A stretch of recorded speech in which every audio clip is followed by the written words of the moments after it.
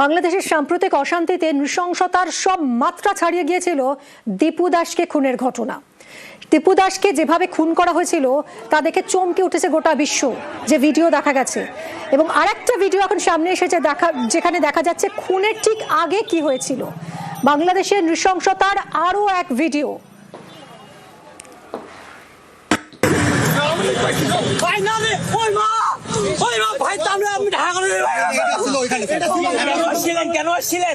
আমি মার্কেটে আসছি, আমি তো আন্দোলন ভাই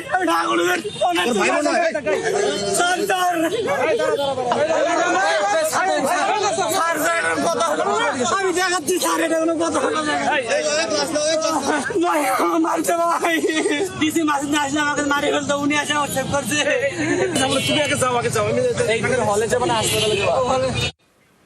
লাগাতার কান্না প্রাণ ভিক্ষা দীপু দাসের। বারবার নিজেকে নির্দোষ দাবি করেছিল দীপু, কিন্তু পাত্তা না দিয়ে দীপুকে নৃশংসভাবে হত্যা করা হয়। বাংলাদেশে দীপু দাসকে পিটিয়ে পুড়িয়ে গাছে ঝুলিয়ে খুন করা হয়।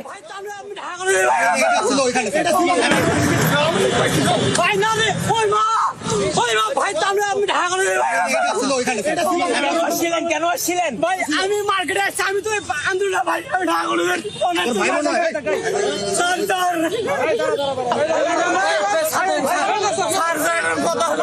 আমি দেখাচ্ছি স্যার, এটা কোনো কথা মারছে ভাই। ডিসি মাসে আসলে আমাকে মারি ফেলতো, উনি আসে হোয়াটসঅ্যাপ করছে।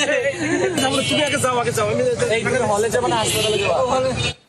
কথা বলবো সান্নিক আমার সহকর্মীর সঙ্গে। সান্নিক, যে ছবিটার ভিডিওতে দেখা যাচ্ছে যে পুলিশ ধরে রেখেছে দীপু দাসকে,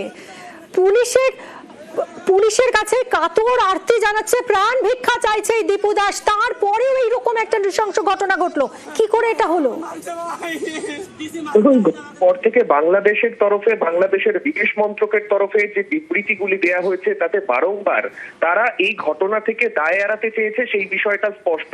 কিন্তু যে নতুন নতুন যে ভিডিওগুলো সামনে আসছে তাতে একেবারেই স্পষ্ট যে বাংলাদেশের এই ঘটনাতে প্রশাসনের একেবারে প্রত্যক্ষ ভূমিকা ছিল।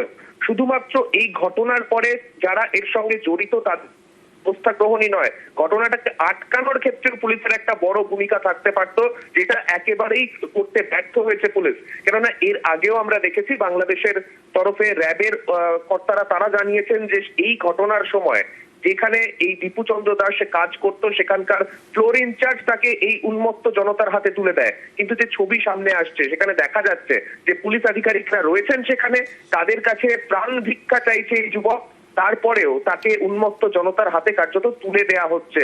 প্রশ্নটা এইখানেই যে কি কারণে এই ধরনের ঘটনা ঘটানো হচ্ছে, এই ধরনের হিংসার ঘটনা একেবারে সামনে থেকে প্রশাসনের আধিকারিকরা তারা সামনে থেকে সমর্থন জানাচ্ছেন। এই প্রশ্ন নিয়ে কিন্তু আরো একবার স্বভাবতই প্রশ্ন উঠছে, কেননা যে ঘটনা এই ঘটেছে তার পরিপ্রেক্ষিতে শুধুমাত্র বাংলাদেশ নয়, পাশাপাশি আশেপাশের বিভিন্ন জায়গাতেই কিন্তু প্রতিবাদের ঝড় উঠছে। আমরা দেখছি ভারতেরও বিভিন্ন জায়গায় এই প্রতিবাদের ছবি কিন্তু সামনে আসছে। স্বভাবতই এই ভিডিও কিন্তু আরো একবার প্রমাণ করছে যে বাংলাদেশের প্রশাসনিক ব্যর্থতা যে এই ঘটনার পেছনে অন্যতম কারণ, তা কিন্তু একেবারে স্পষ্ট এই ঘটনার এই ছবি থেকে। একেবারে তাই সান্নিক, যেভাবে পুলিশের কাছে থাকার পরেও দীপু দাস প্রাণ ভিক্ষা কাতর আবেদন জানিয়েছে পুলিশকে, কিন্তু তারপরেও যে নির্মম পরিণতি হয়েছে তাতে কিন্তু প্রশাসনিক যে দুর্বলতা, প্রশাসনিক ব্যর্থতাই স্পষ্ট হয়ে সামনে আসছে। কেন আসছিলেন ভাই? আমি মার্কেটে আসছি, আমি তো আন্দোলন ভাই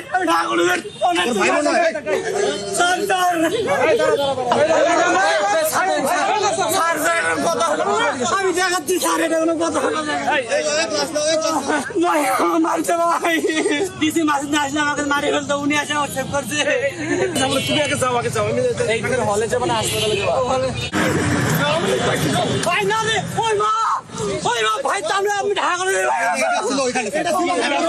কেন আসছিলেন ভাই? আমি মার্কেটে আসছি, আমি তো আন্দোলন ভাই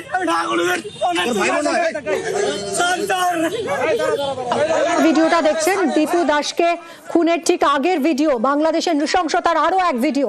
লাগাতার কান্না প্রাণ ভিক্ষা দীপু দাসের। বারবার নিজেকে নির্দোষ দাবি করেছে সে, কিন্তু পাত্তা না দিয়ে দীপুর নৃশংস হত্যা। বাংলাদেশের পুলিশ তাকে বিন্দুমাত্র নিরাপত্তা দিতে পারেনি। পুলিশ পুলিশের কাছে আশ্রয় নিয়েছিল এই দীপু দাস, কিন্তু পুলিশ তার নিরাপত্তাটুকু দিতে পারেনি, তাকে নৃশংসভাবে খুন করা হয়েছে। বাংলাদেশে দীপু দাসকে পিটিয়ে পুড়িয়ে খুন, আর ঠিক তার আগের মুহূর্তের এই ভিডিও এই মুহূর্তে ভাইরাল, যা দেখে আরো একবার শিউরে উঠতে হচ্ছে বাংলাদেশের প্রশাসন, ইউনূস সরকারের ব্যর্থতা দেখে। মারছে ভাই, ডিসি মাসুদ আসলে আমাকে মারি ফেলতো, উনি আসে হচ্ছে করছে। তুমি আগে যাও, আগে যাও, আমি হলে যাবো না, হাসপাতালে যাবো। বাংলাদেশের সাম্প্রতিক অশান্তিতে নৃশংসতার সব মাত্রা ছাড়িয়ে গিয়েছিল দীপু দাসকে খুনের ঘটনা। দীপু দাসকে যেভাবে খুন করা হয়েছিল তা দেখে চমকে উঠেছে গোটা বিশ্ব, যে ভিডিও দেখা গেছে। এবং আরেকটা ভিডিও এখন সামনে এসেছে যেখানে দেখা যাচ্ছে খুনের ঠিক আগে কি হয়েছিল। বাংলাদেশের নৃশংসতার আরো এক ভিডিও।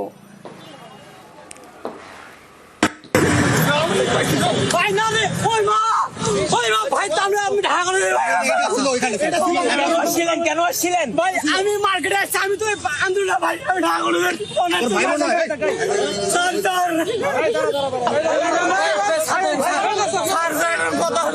আমি দেখাচ্ছি স্যার, এটা কোনো কথা মারছে ভাই, ডিসি মাসুদ আসলে আমাকে মারি ফেলতো, উনি আসে হচ্ছে করছে। তুমি আগে যাও, আগে যাও, আমি হলে যাবো না, হাসপাতালে যাবো। লাগাতার কান্না, প্রাণ ভিক্ষা দীপু দাসের। বারবার নিজেকে নির্দোষ দাবি করেছিল দীপু, কিন্তু পাত্তা না দিয়ে দীপুকে নৃশংসভাবে হত্যা করা হয়। বাংলাদেশে দীপু দাসকে পিটিয়ে পুড়িয়ে গাছে ঝুলিয়ে খুন করা হয়।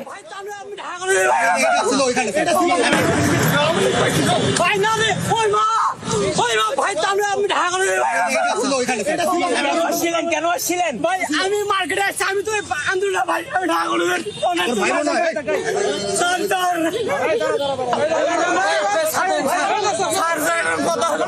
আমি দেখাচ্ছি স্যার, এটা কোনো কথা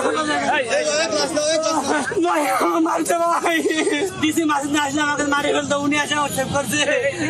তুমি আগে যাও, আগে যাও, আমি হলে যাবো না, হাসপাতালে যাবো। কথা বলবো সান্নিক আমার সহকর্মীর সঙ্গে। সান্নিক, যে ছবিটা ভিডিওতে দেখা যাচ্ছে যে পুলিশ ধরে রেখেছে দীপু দাসকে, পুলিশের কাছে কাতর আরতি জানাচ্ছে, প্রাণ ভিক্ষা চাইছে এই দীপু দাস, তারপরেও এইরকম একটা নৃশংস ঘটনা ঘটলো, কি করে এটা হলো? পর থেকে বাংলাদেশের তরফে, বাংলাদেশের বিদেশ মন্ত্রকের তরফে যে বিবৃতিগুলি দেয়া হয়েছে তাতে বারংবার তারা এই ঘটনা থেকে দায় এড়াতে চেয়েছে, সেই বিষয়টা স্পষ্ট। কিন্তু যে নতুন নতুন যে ভিডিওগুলো সামনে আসছে তাতে একেবারেই স্পষ্ট যে বাংলাদেশের এই ঘটনাতে প্রশাসনের একেবারে প্রত্যক্ষ ভূমিকা ছিল। শুধুমাত্র এই ঘটনার পরে যারা এর সঙ্গে জড়িত তাদের ব্যবস্থা গ্রহণই নয়, ঘটনাটাকে আটকানোর ক্ষেত্রে পুলিশের একটা বড় ভূমিকা থাকতে পারতো, যেটা একেবারেই করতে ব্যর্থ হয়েছে পুলিশ। কেননা এর আগেও আমরা দেখেছি বাংলাদেশের তরফে র্যাবের কর্তারা তারা জানিয়েছেন যে এই ঘটনার সময় যেখানে এই দীপু চন্দ্র দাস কাজ করত সেখানকার ফ্লোর ইনচার্জ তাকে এই উন্মত্ত জনতার হাতে তুলে দেয়। কিন্তু যে ছবি সামনে আসছে সেখানে দেখা যাচ্ছে যে পুলিশ আধিকারিকরা রয়েছেন সেখানে, তাদের কাছে প্রাণ ভিক্ষা চাইছে এই যুবক, তারপরেও তাকে উন্মত্ত জনতার হাতে কার্যত তুলে দেয়া হচ্ছে।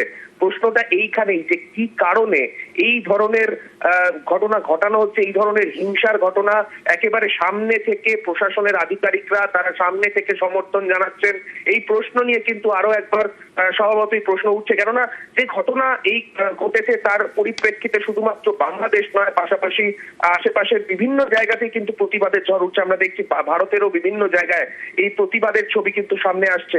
স্বভাবতই এই ভিডিও কিন্তু আরো একটা প্রমাণ করছে যে বাংলাদেশের প্রশাসনিক ব্যর্থতা যে এই ঘটনার পেছনে অন্যতম কারণ, তা কিন্তু একেবারে স্পষ্ট এই ঘটনার এই ছবি থেকে। একেবারে তাই সান্নিক, যেভাবে পুলিশের কাছে থাকার পরেও দীপু দাস প্রাণ ভিক্ষা কাতর আবেদন জানিয়েছে পুলিশকে, কিন্তু তারপরেও যে নির্মম পরিণতি হয়েছে তাতে কিন্তু প্রশাসনিক যে দুর্বলতা, প্রশাসনিক ব্যর্থতাই স্পষ্ট হয়ে সামনে আসছে।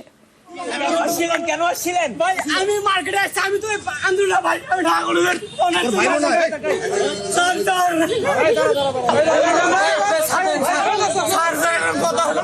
আমি দেখাচ্ছি স্যার, এটা কোনো কথা